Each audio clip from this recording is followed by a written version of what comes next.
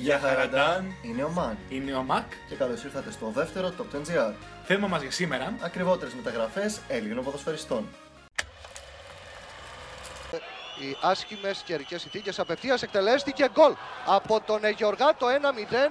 Ευνηδιάζει τον Τοχούρογλου και στο 32 ο Ολυμπιακός ανοίγει το σκορ με αυτό το έξοχα εκτελεσμένο φάουλ από τον Γρηγόρη Γεωργάτο.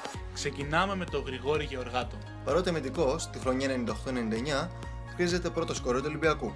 Το παραπάνω σε συνδυασμό με τις καλές του ευρωπαϊκές εμφανίσεις Υποχρεώνει την Ίντερ να δαπανίσει 7 εκατομμύρια για να τον αποκτήσει. Παιδιά, σήμερα η ΑΕΚ γιορτάζει, ήρθε ένας παιχταράς, ο Γρηγόρης γιορτάζει, ο Γρηγόρης. Δεν είναι τώρα για να λέμε τώρα ιστορίες για αγρίους.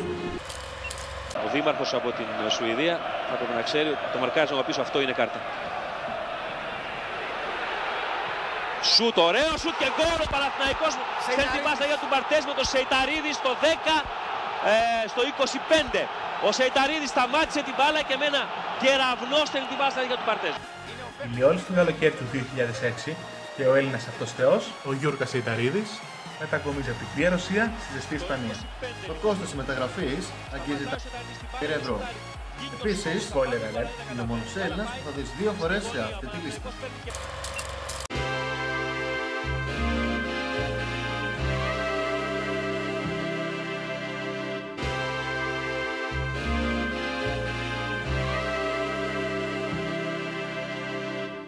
Το Γενάρη του 2006 η Manchester City δίνει 8,5 εκατομμύρια για να φέρει τον Έλληνα άσο στην Αγγλία.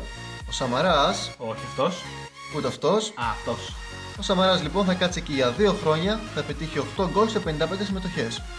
Μπορεί να μην εντυπωσίασε τους Άγγλους, όμως μια άλλη δεσποσύνη έλειωνε για πάρτι του.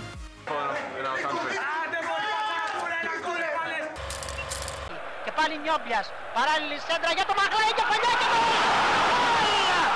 Μαχλάς και 1-0! 1-0 για την ελληνική ομάδα. 68 λεπτό.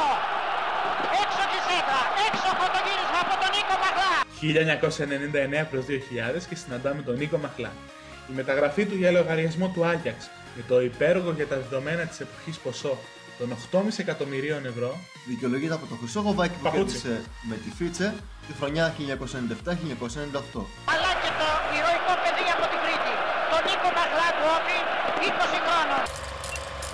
Εγώ δεν καταλαβαίνω την ερώτηση που μου κάνεις και δεν μπορώ να καταλάβω ότι, πώς λες, στο πρώτο ημίχρονο δεν κάναμε καμία ευκαιρία. Είναι σαφέστατη η εικόνα όχι, αυτή. εντάξει, σαφέστατη.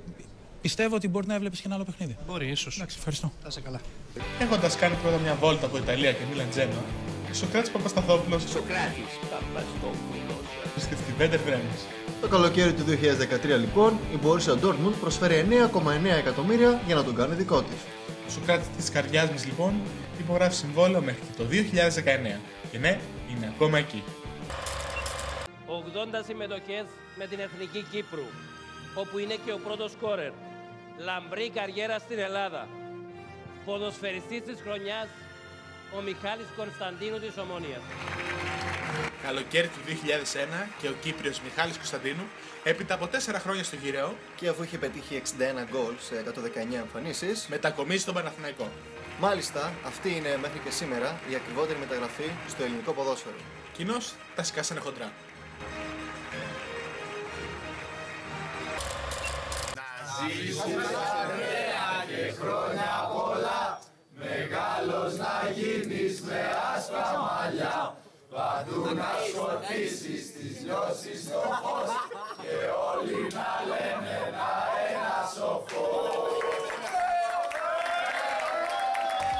Σχετικά πρόσφατα και το καλοκαίρι του 2014, ο Ολυμπιακός δέχεται πρόταση για τον Αντρέα Σάμαρη Από την Μπενφίκα. Τα αρχικά 5 εκατομμύρια ευρώ γίνονται 10 και 24χρονος τότε άσος φεύγει για Πορτογαλία με αιτήσεις απολαβές 700.000 το χρόνο. και ρήτρα αποδέσμευσης μόλις 45 εκατομμύρια ευρώ. Πριν από τους 3 πρώτους, Τσέκαρε αυτούς που έμειναν οριακά εκτός δεκάδας.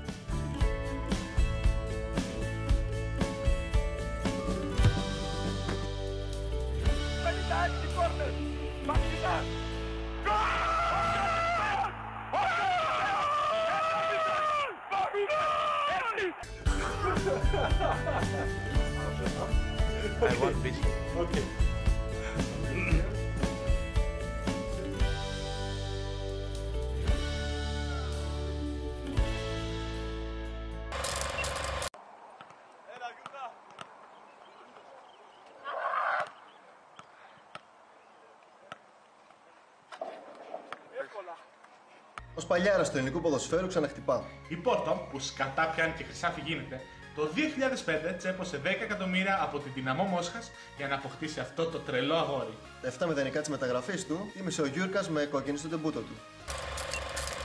Και να αλλάζουν και τα δεδομένα βεβαίως. Σε σχέση με την αρχική τακτική, νεύρα τώρα με τον Μανολά. 26 Αυγούστου του 1071, οι Σελτζούκοι Τούρκοι νικούν τους Βυζαντινούς στη μάχη του Ματζικέρτ. 943 χρόνια μετά, ο Κώστας Μανολάς υπογράφει 5ετές συμβόλαιο με τη Ρώμα. Το κόστος της μεταγραφής άγγιξε τα 13 εκατομμύρια ευρώ. Ποσό που τον πλάσαρε στη δεύτερη θέση της λίστας μας.